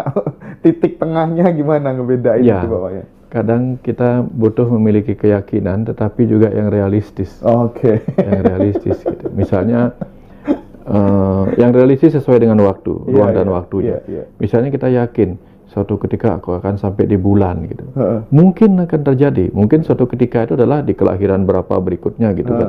Jadi kan kita nggak ingat lagi bahwa kita pernah memikirkan itu. Kan? Iya, bisa jadi ya. Bisa jadi gitu. Delayed manifestation ini. Iya, delay aja dulu, gitu. Udah dilupakan tapi terjadi gitu ya. Terjadi. Misalnya aku berhayal akan ketemu Angelina Jolie, bisa terjadi, tapi nanti mungkin dalam tubuh yang berbeda gitu. Tetap realistis kan ya, teman-teman. Kang Abu lagi halu gitu kan. Iya. Nah terus Pak Wayan kan pernah mengatakan bahwa kita itu adalah apa yang kita makan gitu. Apa sih maksudnya itu? Ya karena setiap yang kita makan itu ada atom-atom di dalam makanan kita. Kan dia materi. Di dalam material makanan itu ada atom-atom, dan di dalam atom itu ada kecerdasan. Kecerdasan yang bisa mempengaruhi kecerdasan kita. Maka kita adalah apa yang kita makan, karena kecerdasan pada material itu akan mempengaruhi kecerdasan kita. Ya, kalau orang suka belajar matematika, kecerdasannya dengan kecerdasan matematika. Kalau orang belajar ekonomi, hal-hal ekonomi dia pahami. Itu makanan pikiran. Makanan tubuh juga sama.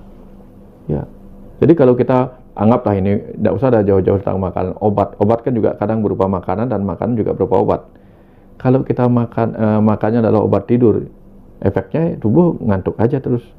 Kalau yang kita makan adalah makanan yang mengandung senyawa yang membuat kita semangat, menyebabkan kita penuh dengan semangat. Sesederhana itu. Ya. Nah terus akhir-akhir ini Wayan saya melihat gitu ya, banyak sekali orang-orang yang merasa bahwa dirinya itu sakti gitu ya, karena bisa mengakses informasi dari para leluhur yang kemudian memberikan informasi tentang bencana, atau kemudian habis mendapatkan petunjuk ini, petunjuk itu gitu. Terus tiba-tiba, pokoknya banyak lah ya, sakti, merasa sakti, tapi sebenarnya kalau dilihat dalam perspektif umum, ini orang ini kayaknya sakit deh, bukan sakti deh gitu ya. Nah, kita sebagai murid, untuk kemudian bisa memfilter, mengenali bahwa guru kita ini sebenarnya sakti atau sakit, itu apa parameternya? Ada tiga, paling gampangnya tiga ini. Tiga cara untuk membuktikan sebuah kebenaran. Satu, sabda suci, sabda pramana. Dua, anumana pramana, analisa. Analisa pikiran kita detail. Tiga, pratyaksa, periksa sendiri. Nah, kalau ada guru atau orang yang meramalkan ini akan terjadi, itu sabdanya dia. Dan dia yakin dengan apa yang dia katakan. Kita perlu yakin apa enggak? Kalau mau, pakai anumana, kita pakai analisa. Betul nggak sih yang dia maksudkan? Nah, kalau kita nggak pakai analisa, kita diam di sini, maka orang-orang seperti itu akan langsung percaya apa kata guru. Apapun katanya pasti kebenaran. Dia nggak mau masuk ke wilayah analisa. Ini yang gampang terjebak. Tapi kalau kita adalah pribadi yang entar dulu, walaupun ini kata guru, oke, saya yakin ini sesuatu gitu, tapi saya akan analisa dulu. Nanti saya buktikan ini benar apa enggak gitu. Nah, ini yang biasanya membuktikannya. Kan banyak itu ramalan. Oh, tahun sekian akan terjadi kiamat bla bla bla, tahun 2000 berapa dulu? 12 ya? Apa 2000 dulu ya? Iya. Saya bilang enggak akan terjadi kok. Mau pilih yang mana, yang percaya siapa gitu. Dan benar enggak terjadi kan? Iya. Nah, artinya setelah kita periksa dulu kita buktikan. Ini enggak nyata. Kalau sudah enggak nyata ya sudah. Ke depan jangan sampai jatuh di lubang yang sama. Keledai saja tidak mau jatuh di lubang yang sama kan. Ya. Nah, ini ngomong soal analisa Pak Wayan. Pertanyaan saya agak random tapi insya Allah substansial gitu ya. Karena ini penting untuk dicari sebuah solusi gitu. Nah, saya itu kan sering melihat berita gitu ya. Mobil polisi tabrakan dengan polisi yang lain, atau polisi ditabrak mobil gitu. Komennya Pak Wayan, yang ditulis oleh netizen itu, teman-teman rata-rata syukur gitu. Jadi mereka bersyukur gitu, merasa senang banget ketika ada polisi mengalami musibah seperti itu gitu. Ini peristiwa yang seperti apa dan solusinya bagaimana supaya masyarakat kita itu punya trust kembali dengan institusi yang namanya Polri ini. Ketika kemudian institusi ini beres, ini kan pemain inti. Udah nggak butuh lagi sebenarnya lembaga-lembaga ad hoc, itu hanya pemain-pemain tambahan aja kan. Nah, itu gimana pikiran Pak Wayan Mustika terhadap fenomena ini? Yang pertama, Mas Hendra pasti tahu kan, di setiap organisasi, di setiap komunitas itu selalu ada 20% yang ekstrim positif, 60% yang baik-baik ya menengah lah, kadang baik kadang buruk gitu, tergantung siapa yang mempengaruhi mereka. 20% adalah ekstrim negatif. Selalu dimanapun itu, dalam komunitas apapun itu. Nah, termasuk di dalam aparat keamanan apapun itu, gitu. Pasti ada 20% yang ekstrim baik. Maka kita bisa ketemukan orang-orang polisi baik, kayak polisi Pak Purnomo, yang suka bantu-bantu orang di jalan. Ada banyak saya ketemu polisi-polisi baik. Saya ketemu banyak sekali polisi yang begitu care terhadap orang lain. Kalau dulu Pak Hugeng ya? Iya, Pak Hugeng gitu. Tapi pasti ada 60 orang yang kadang ke sana, tergantung siapa yang ngarahin dia kan. Yang 20% pasti ekstrem negatif. Dan di dunia sekarang, yang ekstrem negatif itu yang paling sering dianggap menyeluruh secara general gitu. Artinya kalau ada 1 oknum, 2 oknum, 3 oknum, dianggaplah semuanya seperti itu. Digeneralisir. Digeneralisir. Salah nggak? Nggak salah, karena apa? Masyarakat memiliki idealisme. Idealnya harusnya, ketika harapan ideal saya adalah ketika ini kelompok kelompok guru-guru, harusnya mereka sifatnya begini. Kalau kelompok orang suci harusnya begini. Idealnya begitu. Kelompok aparat keamanan harusnya begini. Nah, ketika ada oknum yang menodai idealismenya seperti itu, lalu muncul generalisasi gitu. Akhirnya yang terjadi apa? Yang mengalami kecelakaan adalah oknum yang negatif tadi, yang disyukurin semuanya. Padahal ada banyak sekali orang-orang baik di kelompok-kelompok seperti itu. Ada guru-guru yang baik banyak sekali. Ada orang-orang suci yang memang suci lahir batin, memang ada. Tapi karena ulah oknum-oknum yang menyimpang dari harapan ideal masyarakat, dan masyarakat yang sederhana itu kemudian menyederhanakan bahwa ini adalah keseluruhannya begitu. Semuanya memang begini, ya itu tadi. Tapi sederhananya sih bagi siapapun orang-orang itu, orang-orang baik yang ada di berbagai instansi, orang-orang baik yang ada di berbagai komunitas itu, jangan takut. Kebaikan tetaplah kebaikan. Oke. Jangan ikut merasa bahwa seluruhnya digeneralisasi. Enggak. Tetap saja yang disyukuri adalah orang yang memang seperti itu. Kalau orang baik harusnya nggak tersentuh apapun dengan penilaian seperti itu. Gitu. Tapi mungkin itu juga yang membuat mereka kayak gitu, oknum-oknum polisi seperti itu gitu, sehingga indeks kepercayaan masyarakat terhadap Polri sangat rendah. Ya. Itu karena mungkin sistem juga kali sistem juga kali ya. Apa-apa sistem. Iya. Ya, kita punya HP sehebat apapun kalau sistem nggak bagus gitu. Iya sih, aku masuk aja bayar sampai 1 M gitu ya. Masuk aja bayar sampai 750 juta gitu. Iya gimana? Awalnya udah seperti itu gitu ya Pak Wayan ya. Yalah. Oke, ada pertanyaan yang menggelitik dari sahabat-sahabat ini tentang apakah bumi dan alam semesta ini nanti akan hancur? Oh iya. Ya. Nanti itu kapan kita nggak tahu. Kita nggak tahu. Ya. Nanti akan hancur. Oh iya pasti. Intinya sederhana. Apapun yang berwujud material itu tidak abadi. Oke. Apapun itu tidak abadi. Tapi akan diciptakan lagi. Akan diciptakan. Dalam bentuk yang berbeda. Bumi akan muncul lagi. Mungkin namanya pada saat itu bukan bumi. Mungkin namanya dikenal sebagai Bemo gitu. Iya. Bemo. Di suatu ketika kan bisa berubah. Yang memberi nama kan manusia. Tapi poinnya segala sesuatu yang berwujud material akan hancur. Semua. Karena tidak ada material apapun yang abadi. Kan material hanya wujud. Nggak ada wujud abadi. Bumi ini dulu dan sekarang juga berbeda. Ya enggak? Dulu benua-benua menyambung jadi satu gitu misalnya. Oleh karena pencairan di kutub-kutub esnya itu mencair. Terjadi peningkatan permukaan laut. Kemudian menjadi pulau-pulau yang terpisah. Kemudian pergerakan lempengan-lempengan bumi menyebabkan tumbukan-tumbukan, terciptalah gunung-gunung baru, pulau-pulau terpisah karena pergeseran, likuifaksi yang kemarin terjadi di daerah Sulawesi ya, itu juga menyebabkan perubahan anatomi dari sebuah pulau. Jadi apa yang kita lihat dulu dan sekarang nggak pernah sama. Jadi bumi yang dulu dengan bumi sekarang nggak sama. Dulu mungkin hutannya banyak, sekarang gurunnya yang banyak, daerah keringnya banyak. Ya, Bali aja yang kecil ini dulu nggak begini, sekarang begini.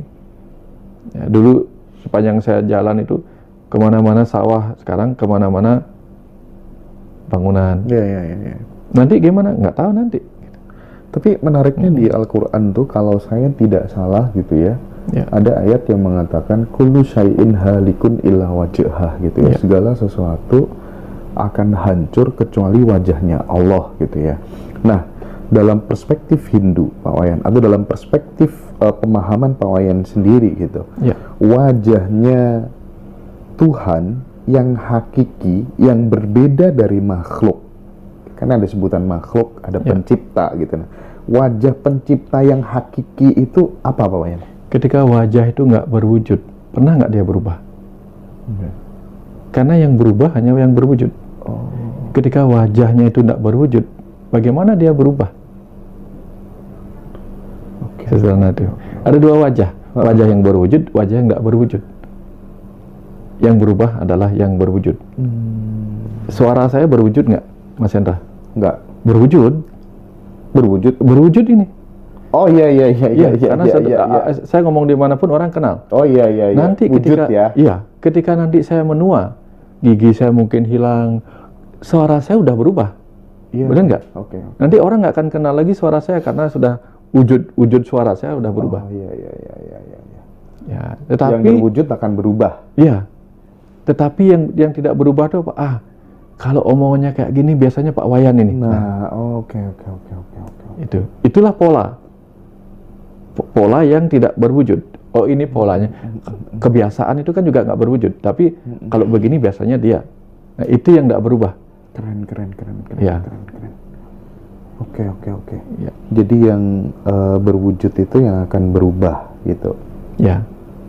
Dan wajah kecerdasan semesta tanpa batas, wajahnya Allah, wajahnya Tuhan, itu nggak akan berubah. Nggak akan berubah. Karena nggak pernah berwujud. Yang hakikinya. Ya, ketika wajahnya itu yang mewujud, pasti akan berubah gitu. Apapun wujudnya akan berubah. Oh, di India itu wajahnya Tuhan yang diwujudkan dalam Dewa Siwa, sampai di sini berubah wajahnya. Oke. Dewa Siwa di sini wajahnya berbeda dengan yang di situ. Ya. Bagaimana kalau kemudian ada orang yang menggali, mencari-cari bahwa wujud Tuhan yang hakiki itu berbeda dari makhluk itu ya, sebut aja misalnya kayak kita ini makhluk gitu ya. Tumbuh-tumbuhan itu makhluk gitu. Langit, bumi, tanah, pepohonan itu semuanya makhluk gitu. Nah, dia sampai pada pemahaman bahwa wujud Tuhan yang hakiki itu yang sifatnya 3 dia.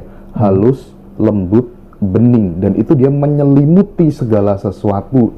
Dialah yang awal dan yang akhir. Ini Pak Wayan. Nah, ini bagaimana kalau menurut Pak Wayan dia memahami bahwa wujud Tuhan yang hakiki itu ya ini kita diselimuti oleh ini semuanya. Ini gimana Pak Wayan? Kalau bening kita bisa menembus. Hal halus, udah halus, bening, lembut lagi. Itu semua hal-hal yang berkenaan dengan kekosongan sebenarnya. Bening gitu kalau sangat bening kacanya kan seakan-akan nggak ada kaca di situ. Sangat halus seakan-akan nggak terasa. Kaca nggak terlihat saking beningnya. Lembut, halus sampai nggak terasa. Itulah rasa tanpa rasa. Terlihat ada tapi tak terlihat gitu, saking beningnya. Sehingga seperti itulah mereka mencoba mewujudkan yang tidak berwujud ke dalam istilah-istilah kelembutan, kehalusan, kebeningan gitu. Untuk kemudian mengatakan tak terlihat. Ya kan? Ini kan kaca yang sangat bening di depan saya nih. Kaca yang sangat bening. Kaca yang dibentuk dari apa? Kaca yang dibentuk dari udara.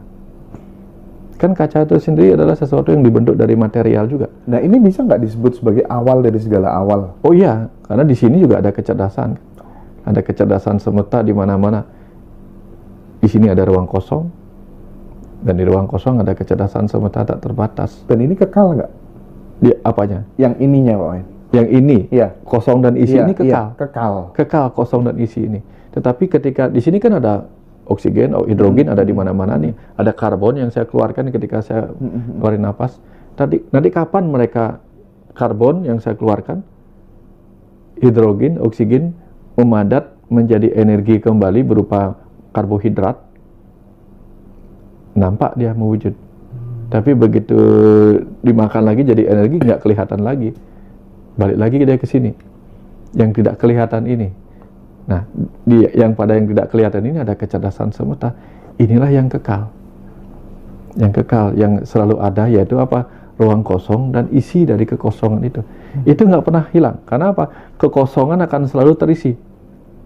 Jadi kalau selalu terisi kan berarti nggak ada ruang kosong dong. Karena selalu terisi. Tapi karena yang mengisinya itu bening, halus, lembut, seakan-akan nggak terisi gitu. Ini penuh udara nggak? Penuh, tapi mana udaranya kita nggak lihat. Saking halusnya, saking beningnya, kita nggak bisa ngelihat gitu. Padahal dia ada di sini. Saking halusnya gitu. Ini coba kita rasain udara, terasa nggak? Nggak terasa. Yang terasa itu tangan kita. Udara itu saking lembutnya, saking halusnya, saking beningnya nggak terasa. Tapi akan selalu ada sebagai isi dan kekosongan gitu. Oke. Nah, Pak Wayan, kita kan menjalani hidup kan pengennya itu yang lega, bahagia, jauh dari derita gitu Pak Wayan ya. Nah, terkadang kita itu sering tersakiti karena ekspektasi gitu. Tips dari Pak Wayan apa? Pilihannya cuma 2. Kita tersakiti oleh harapan yang tidak menjadi kenyataan. Betul. Mau menghilangkan kenyataan nggak mungkin. Mau menghilangkan harapan nggak mungkin. Kita hanya bisa menerima kita punya harapan, tapi sekaligus menerima kenyataan yang belum terjadi. Kalau kita sudah bisa menerima, kita bahagia. Kalau kita menolak, kita menderita. Semua sumbernya dari penolakan. Nah, kalau yang jadi masalah itu misalnya kita belum bisa nyenengin orang tua kita karena kita belum dapat pendamping hidup sesuai dengan yang kita idealkan gitu Pak Wayan. Banyak teman-teman saya di usia yang sudah matang harusnya udah punya pendamping hidup, karena itu sesuai dengan tuntutan civil society gitu ya. Nah, apa sih nasihat bijak dari Pak Wayan yang mudah-mudahan itu bisa bermanfaat buat komunitas jomblo dimanapun berada gitu, sehingga mimpinya untuk punya pendamping hidup itu bisa cepet terwujud tuh apa Pak Wayan? Pertama, jangan mencari pasangan untuk nyenengin orang lain, gitu aja. Oke, jangan cari pasangan untuk nyenengin orang lain, termasuk orang tua. Ya. Oke. Nanti kalau orang tua kita senang dan kita nggak senang, apa harus? Iya. Terus. Ya, itu yang pertama. Yang kedua, belajar menyenangkan diri itu belajar dulu melihat di awal bahwa pasangan kita nggak pernah cocok sama kita, nggak pernah cocok. Oke. Ya, kita laki-laki, dia perempuan. Bahkan ketika kita sesama jenis pun itu ada bagian yang nggak cocok juga. Sesama jenis juga nggak cocok. Gimana caranya bercocok tanam dengan sesama jenis gitu? Nah, artinya tugas kita lah mencocokkan. Makanya ada kata persetubuhan. Kenapa harus ada persetubuhan? Tubuhnya dijadikan satu. Berarti kalau dijadikan satu, maka dia awalnya adalah memang dua tubuh yang berbeda. Karena dia dua tubuh yang berbeda, harus tahu masukkannya di mana. Memasukkan di mana itu artinya apa? Ada bagian kosong yang harus diisi oleh yang akan mengisinya. Nah, mencocokkan itu artinya apa? Mengisi apa yang belum ada pada pasangan kita. Kalau sama itu nggak bisa gitu. Saya suka bersih-bersih, dia suka bersih-bersih. Lalu yang bikin kotor siapa? Udah. Harus ada yang suka bikin sembarangan, ada yang bersihin. Kebayang maksudnya, Mas? Jadi kalau kita semuanya ini bikin rapi, sukanya bisa bertengkar loh itu, Mas. Masangnya di sini dong, enggak, masangnya di sini. Sama-sama suka interior, tapi kan walaupun sama-sama suka interior kan kadang-kadang selera berbeda. Bisa bertengkar kita. Kalau yang satunya nerima, ya udah bagian ini kamu yang ngurusin, bagian ini aku yang ngurusin. Itu saling mengisi. Nah, banyak orang susah menemukan pasangan hidup. Satu, pernah trauma. Hati-hati ya. Yang sampai sekarang nggak ketemu-ketemu, mungkin Anda memasang nilai yang terlalu tinggi untuk pasangan. Aku pinginnya yang A, B, C, D, E, F, G, dan seterusnya. Grade A gitu. Grade A, grade B. Kemudian yang kedua, karena faktor lingkungan. Aku ingin ketemu orang, aku ingin pacaran sama si A, si B, tapi lingkungan menyebabkan dia nggak boleh bergaul sama orang lain. Di luar negeri itu ada beberapa tempat di mana kita mau keluar rumah nggak ketemu siapa-siapa, Mas. Rumahnya banyak, orang-orang banyak, tapi nggak pernah bisa ketemu. Terus gimana caranya coba? Dari mata turun ke hati, nggak pernah ketemu mata, gimana caranya turun ke hati gitu. Nah, itu contoh. Kemudian kita terlalu sibuk di dunia pendidikan, di dunia karir, sampai-sampai ntar mengganggu loh karirku kalau aku jadi jomblo gitu. Jadi nggak benar-benar dia pingin cari pasangan. Nanti kalau aku cari pasangan mengganggu nggak ya? Nah, jadi bingung juga. Kemudian tekanan-tekanan sosial. Kamu cepet dong, cepet nikah dong, cepet punya anak, cepet bla bla bla. Saking stresnya begitu, bingung. Ya kan orang kalau disuruh buru-buru milih bingung kan? Contoh nih kan ada dulu lomba-lomba orang masuk supermarket, pilih yang paling mahal, malah panik dia. Saking paniknya bingung. Jadi orang jangan ditekan untuk punya pasangan. Kalau ditekan malah bingung. Akhirnya begitu bingung, ketemu pasangan yang salah, jadi konflik, kemudian jadi trauma. Hati-hati. Ya, mudah-mudahan ini bisa menjadi salah satu jawaban gitu ya.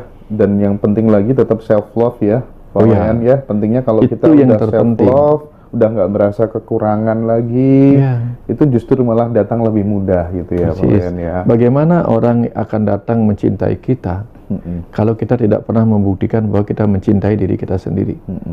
Orang yang susah mencintai dirinya sendiri, dia akan susah mencintai orang lain gitu. Nah, dalam relationship itu kan pada saat kita mengaku cinta sama seseorang gitu Pak Wayan ya, pasti ada bumbu-bumbu posesif gitu. Jadi mencintai dengan posesif itu kadang udah rangkaian, udah gandengan gitu. Nah, gimana sih Pak Wayan cara meminimalisir posesif terhadap pasangan itu? Ya, Semua tergantung lagi kepada tempat lingkungan kita hidup, Mas Yanta. Karena ada di beberapa daerah itu posesifnya nggak ada. Oh gitu. Bahkan dia menawarkan pasangannya. Gila. Oh iya, ada itu. Misal kita bertamu gitu, kita ditawarin pasangannya. Ditawarin pasangannya. Ada suku yang begitu. Keren itu. Kalau nggak salah di daerah suku mana itu saya lupa. Kapan kita ke sana, Wayan? Iya, kalau yang ditawarin bagus kan nggak apa-apa. Ada yang begitu tuh Mas. Ada. Jadi tergantung nilai di situ. Oh gitu ya. Tapi kalau nilai kita adalah kita posesif pada pasangan kita dalam batas tertentu itu bagus. Artinya kita menghargai. Ada bagusnya. Bagus. Karena itu tanda-tanda kita menghargai. Kita menghargai pasangan kita sebaik-baiknya. Sehingga kita tidak ingin orang lain melukai pasangan kita, melukai perasaan kita sendiri juga gitu. Ada bagusnya. Tetapi kalau posesifnya luar biasa, sedikit pasangannya dililit lalu ngamuk-ngamuk, nah ini berbahaya. Oh gitu ya. Itu ya teman-teman ya. Silakan browsing ya. Di mana lokasinya gitu, kira-kira di daerah mana. Daerah gitu Kutub itu cari-cari di sini daerah Kutub gitu ya. Ada lagi di daerah mana saya lupa itu. Di Afrika. Afrika. Ada di Afrika. Saya langsung searching, Mas. Oh gitu ya. Langsung searching. Pak Surya langsung searching. Berapa tiketnya Mas Surya? Oke. Gini Pak Wayan, tadi Pak Wayan ini kan seorang dokter gitu ya. Ya. Aku yang kapan hari nggak tahu, aku lupa di Jakarta atau di mana ya, sempat ngomong pada saat kita berhubungan intim dengan pasangan gitu ya, dengan istri, dengan suami gitu. Karena guru kita Pak Wayan itu seorang dokter, dan lagi-lagi masih banyak teman-teman yang belum bisa menerima fakta bahwa melakukan hubungan suami istri itu tidak harus kemudian ejakulasi gitu ya, tidak harus kemudian sampai keluar itu sperma. Bahkan kalau kemudian terlalu sering, itu pun juga bisa berimplikasi negatif terhadap tubuh gitu.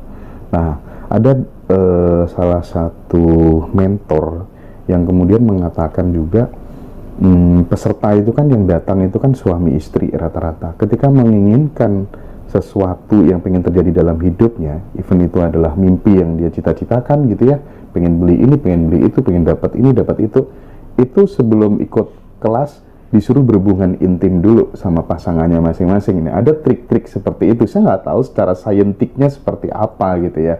Bahkan sebelum memulai hubungan tuh disuruh berdoa dulu gitu ya. Nah itu aku pengen poin bicara tentang dua hal ini gitu.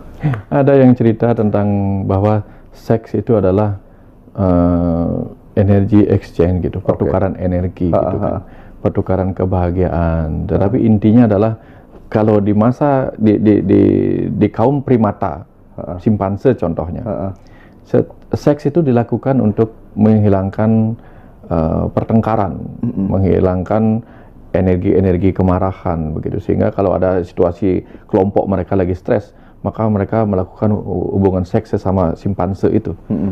Nah, manusia bagaimanapun juga kan ada kaitannya dengan primata dalam evolusi. Sehingga kadang-kadang seks dijadikan cara untuk melepaskan energi-energi kemarahan, energi buruk gitu, sehingga muncul semprotan hormon oksitosin, hormon cinta dan sebagainya. Sehingga akhirnya ujung-ujungnya seks adalah cinta, adalah pelepasan energi, pertukaran energi yang membuat oksitosin meningkat. Hormon cinta meningkat. Tapi kan ada juga cara bercinta tanpa sperma. Bercinta tanpa sperma itu apa? Kita romantisan, saling sentuh, saling empati, saling simpati sama pasangan. Itu kan bercinta tanpa sperma. Kalau bercinta hanya untuk sperma, itu pertahannya paling berapa menit sih? Terlama gitu. Kalau sampai sejam itu berbahaya juga itu.